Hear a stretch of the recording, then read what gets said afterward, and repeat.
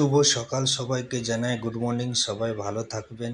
শুভ সকালের শুভেচ্ছা। আপনাদের সামনে নিউ রেসিপি নিয়ে এসেছি। তো বন্ধুরা দেখতে থাকুন। চিকেন মশলা আমি বানাচ্ছি, ঠিক আছে। এবারে এই চিকেনটা আপনারা কিনলে একটা কথা মনে রাখবেন, ছোট চিকেন নেবে। 1 কিলোর নিচে, 1 কিলোর উপরে চিকেনটা নেবে না, দিলে ভালো হবে না, খেতেও রবারের মতন লাগবে। এই ছোট চিকেন নিলে কি হয়, ফট করে সিদ্ধ হয়ে যায় এবং খেতে খুবই নরম হয়, টেস্টি হয়। তো আপনারা চিকেন কেনার সময় বড় চিকেন কখনো কিনবেন না। এই যে চিকেন টিক্কা বানাও, চিকেন মশলা বানাও, চিকেন যে কোনো জিনিস বানাও না কেন, ছোট চিকেনেই আমরা বেশিরভাগ কিনি, বড় চিকেন কখনো কেনা হয় না, ঠিক আছে। এবার চিকেনটা আমার কাটা হয়ে গেছে, বেশি বড় না বেশি ছোটও না, মিডিয়াম সাইজের চিকেনটা কেটেছি। এটা দইটা আগের থেকে ছেঁকে রেখে দিবে। তারপর এটা আমি দিচ্ছি, লবণ দিয়েছি, চাট মশলা দিয়েছি, আর এই লবণ দিয়েছি, চাট মশলা দিয়েছি, লঙ্কা পাউডার দিয়েছি, ঠিক আছে। আর একটু ধনিয়া পাউডার, ধনিয়া পাউডারটাও বেশিরভাগ রাখবে, আর গরম মশলা, ঠিক আছে। তারপর আমি তেল দেবো, দেখতে পাচ্ছেন। তো এইভাবে আপনারা মশলা ইউজ করবেন, আমি যেইভাবে বলছি। এবার আদা, এটা রসুন আর কাঁচা লঙ্কা দেওয়া আছে। তো এই যে জিনিসটা বানানো হচ্ছে, একটু লঙ্কা একটু বেশিরভাগ রাখবে, দিলে টেস্টি লাগবে, খেতে খুবই স্বাদ হবে। আর এই যে চিকেনে মশলাটা মাখানোর পর কমসে কম আধা ঘন্টা আপনারা বাইরে রেখে দেবেন।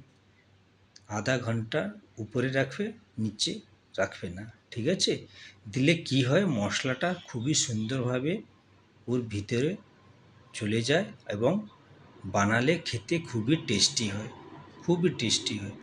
চিকেন মশলাটা বানালে খুবই টেস্টি হয়, এর মধ্যে আর বেশি কিছু দেওয়া হবে না।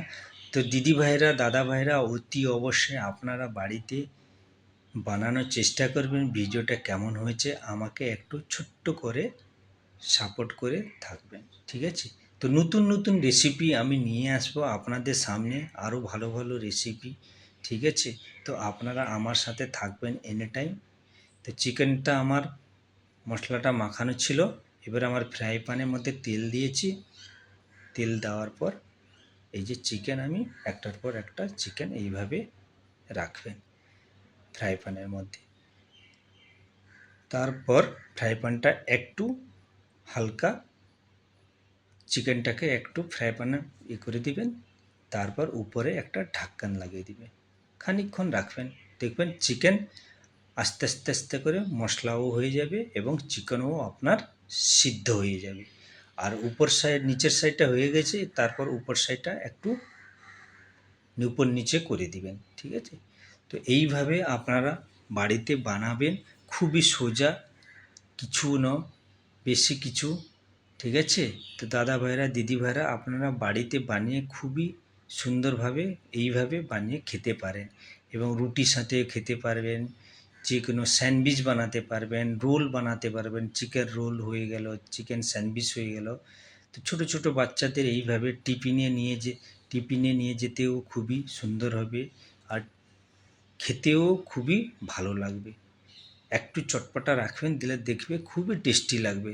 অতি অবশ্যই আপনারা বাড়িতে একটু বানানোর চেষ্টা করবেন, কেন এই সব রেসিপি খুবই সোজা, আপনাদের সামনে বানাতে গেলে বেশি টাইম লাগবে না, ঠিক আছে। কত সুন্দর আমার চিকেন হয়ে গেছে, কালার দেখুন, আর খেতেও খুবই টেস্টি হবে। তো যখন আপনারা খাবেন তখন আপনারা কী করবেন, এই আমি টেস্ট করছি এটার মধ্যে, দেখুন আমি এর মধ্যে একটু চাট মশলা দেবো, নেবু দেবো, কুচা হওয়া পেঁয়াজ দেবো। ওহ, কি দারুণ খেতে, খুবই টেস্টি লাগবে।